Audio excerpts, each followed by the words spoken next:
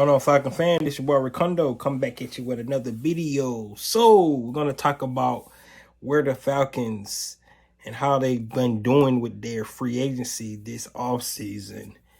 Yes, we talk about free agency. Then we're gonna probably think about. I want you guys to give me your grade. How you guys think these guys did this offseason on free agency? I'm gonna give you my grade and tell you what they look like moving into the draft. Of course, they're probably not done this free agency, but let's see where they're at right now to this point and see do we like what they did. So before we get into the video, guys, please go ahead and subscribe to the channel. Please hit notification bell, when I drop another video. Please hit the like button so I know you guys like to hear what I talk about. Then please hit the share button so my video can go throughout the YouTube universe so more people can hear me talk about these Atlanta Falcons. So like I said, guys, we're going to talk about free agency. We know all this chaos with Matt Ryan, Deshaun Watson, and all these things, but the new league year was March 16th, and the Falcons have been doing a lot of movement with their roster during that time. Believe it or not, they have signed 15 players during the free agency period. So yes, they have signed 15 players, and believe it or not, I kind of like all the signings so far. Some fringe players, whatever, but you got to fill the roster. They are veterans. The one thing that we do have to look at when these signings, sort of like last year, they signed 1-year deals. That's why they mentioned in their press conference they're tired of doing these 1-year deals, because you can't really build a team when you keep signing guys for 1 year and then you have to go back in and do it again. So yes, this year is going to hurt us as far as the cap. That $62 million cap hit that we're going to have.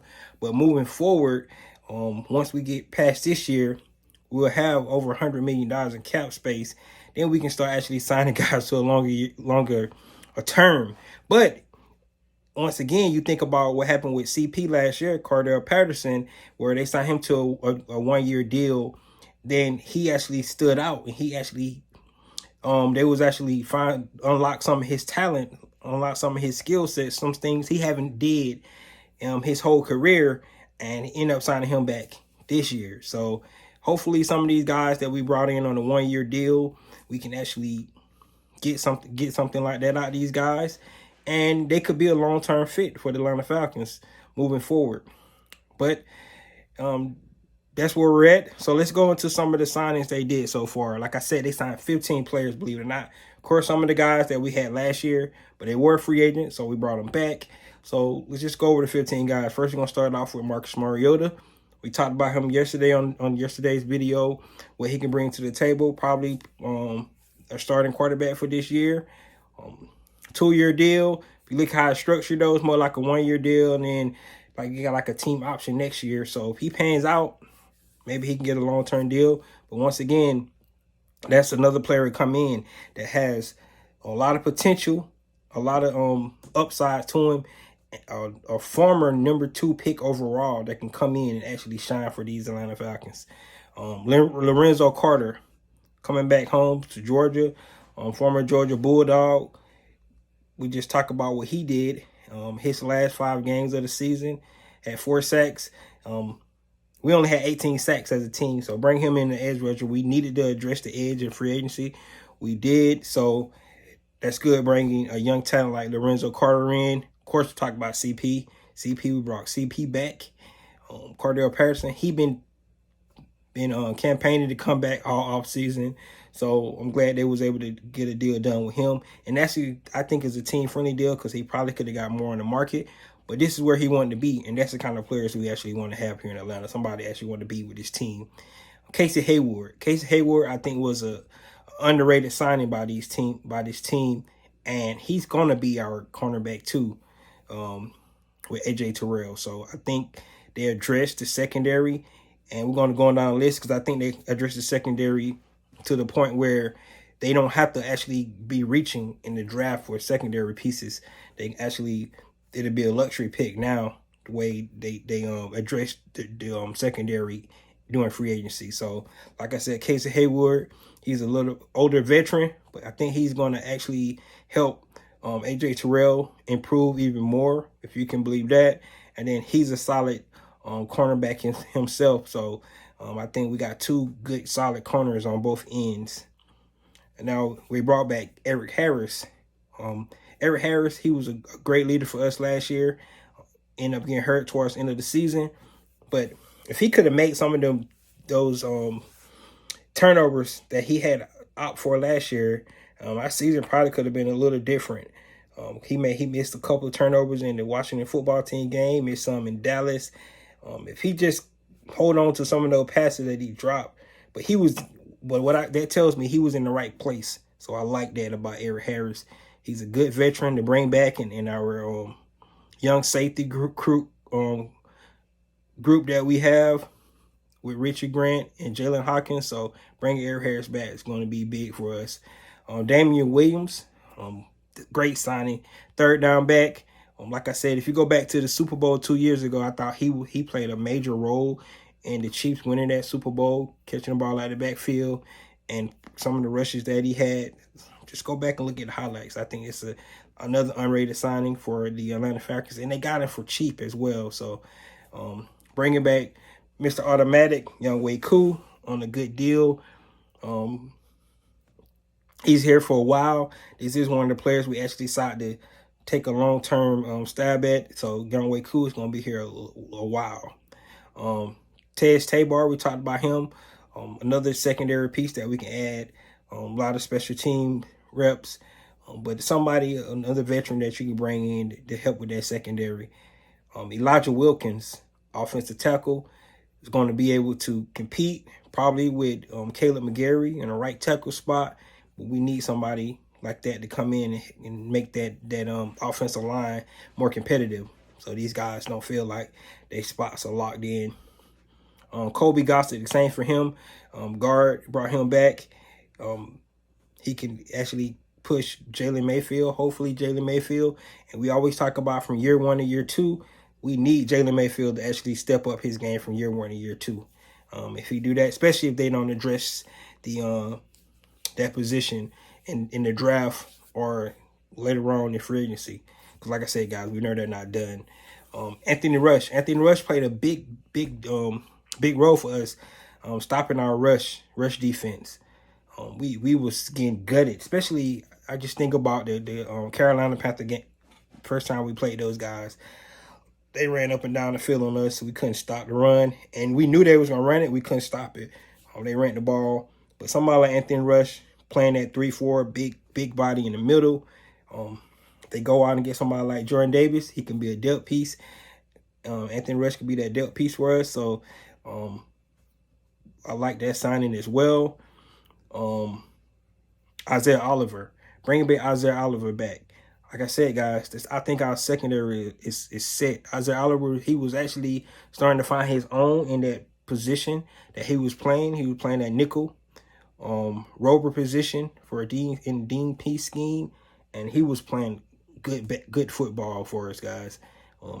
Unfortunately, he went down, but fortunately for us, it was good because we got him for cheap on a 1-year deal, bringing him back to try to get his stock up. But hopefully he can come out and play better this year for us. And then we signed Cardero Hodge a couple of days ago, receiver. Of course, we got to replenish our receiver room 100%. We pretty much only had one person that we actually offered a tender to, Olamide Zaccheaus. I don't think he signed that tender yet, but pretty much if the team don't match it, he's going to actually sign it. So, of course, we have Olamide Zaccheaus. We have Cardero Hodge is coming in. Not a lot of catches in this league, but a lot of potential. And he could be that guy, like I was saying with Cardero Patterson, that comes in and actually get a bigger role, get an opportunity, and actually come in and actually help out this receiver core. And I forgot about Frank Darby as well on our receiver. Of course, we drafted that rookie last year. Hopefully he get an opportunity to actually get on the field as well. Played a lot of special team last year. Not as much touches in the receiving standpoint, but hopefully he's able to get on the field this year. So for Frank Darby. And then today we actually brought back Cardero Hodge. So that kind of gives me wonder what they're going to do at the running back position in the draft. I've kind of felt like they was going to draft a running back. I actually been mocking a running back in every mock draft that I did within the second and third round. But now we got like potentially 4 running backs on this squad. We got Mike Davis, Cardero Hodge, Damian Williams. And then we got Cardero Patterson, who could actually play receiver or he can play running back. So it's kind of interesting to see if they're going to actually draft a running back or not. Then we got a couple guys as well on the practice squad that could be potential practice squad guys that we gave future contracts to. So we got a pretty deep running back room. I'm just going to be interested if they draft a quarterback. But we brought Cardero Hodge back. He showed flashes last year when he was able to get on the field. Just need to make sure he hold on the ball. Him and Mike Davis both had some little fumbling issues during the season. So hopefully they can get that. The biggest thing, I really don't think people pay a lot of attention to when it comes to running back is pass blocking. I think Mike Davis one of the best pass blockers that we had last year from the running back standpoint. And that may be why he's not even cut yet. Because remember, he was one of the guys I thought that they actually might cut to free up some cap space for us. But he's still on the squad. But he's a great pass blocker, guys.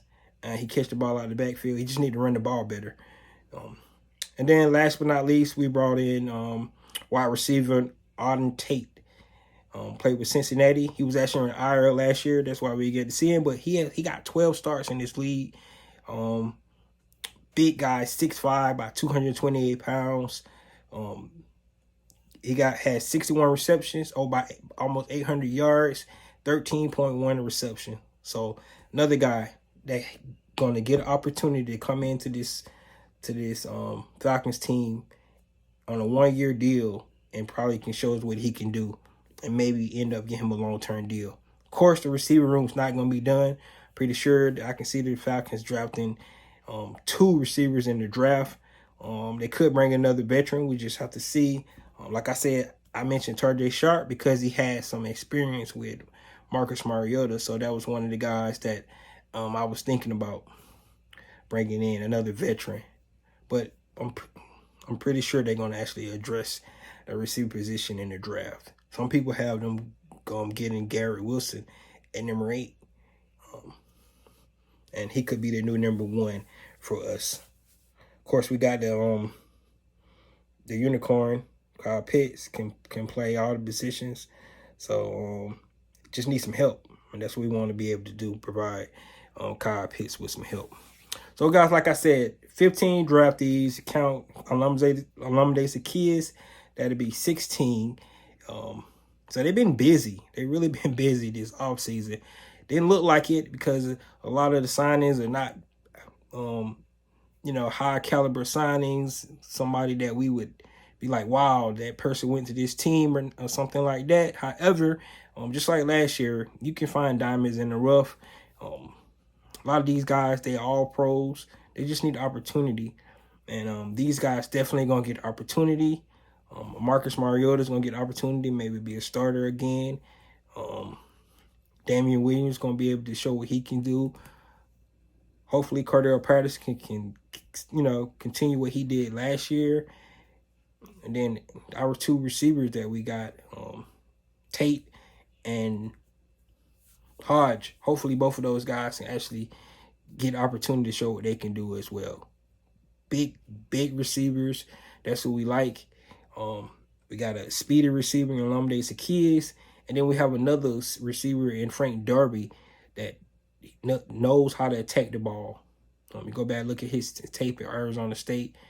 He knows how to attack the ball. He just needs opportunity as well. So it looks like these guys actually going to get that this year. They're not done. We seen some reports, so they got some more guys visiting, some defensive tackles from Indy that's supposed to be visiting here. We just have to see what's next for this team. But guys, my grade so far for the Atlanta Falcons free agency period, I'm gonna give them a B+. All right, B+, because like I said, they addressed some of the needs that we have. They building depth, and at the end of the day, what you want to do with any NFL team is to build depth, because when somebody goes down, which is going to happen in NFL, you have somebody to plug and play into those positions. And definitely the Falcons have built depth this year. Like I said, they on 1-year deals. That's why we got to try to fix this cap situation, because we got to try to start having guys being here for a long term instead of these 1-year deals. But that's what we got this year. Everybody can kind of say this might be a throwaway year for the Falcons, but I believe these guys are going to try to compete again. To build off the momentum they had, guys. They was 7-2 in 1-score games last year, and that's the kind of culture you want to try to establish. Of course, we got new faces, we got a new quarterback, we got new everything, but if this head coach want to kind of establish some kind of culture, the culture is that we want to continue build on what we had last year. And I know it's going to be tough for this team to do that because there's so much transition going on. People want to say it's a rebuild. That's fine. It is. But at the same time, you have to build a culture. This is the second year of this franchise or this regime. And if they don't start to get together, the owner is going to get impatient, just like all owners do. And then they're going to be starting trying to see who else can come and take over the reins. And that's not good for any of the players.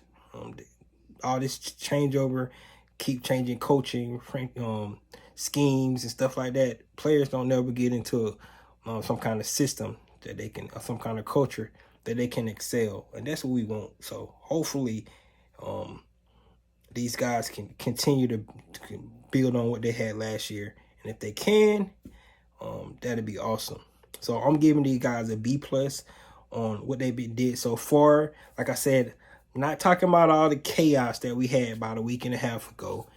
It's over. Like I said, we need to move on from that. We're going to miss Matty Ice, but we're going to be watching him from afar and hope he still do great things. He always going to be Atlanta Falcon, but hey, it's a new era. It's a new era of Atlanta Falcon football, and we got to get behind this team. So I'm giving these guys a B+ and to be continued, because it's not over yet. And let's see what else they do, guys. And I'm love to hear what you guys, what kind of grade you give them. You give them a D, tell me why you give them a D. If you give them an A, tell me why you give them an A. I just want to know what kind of grade you're giving these guys for what they done so far in free agency.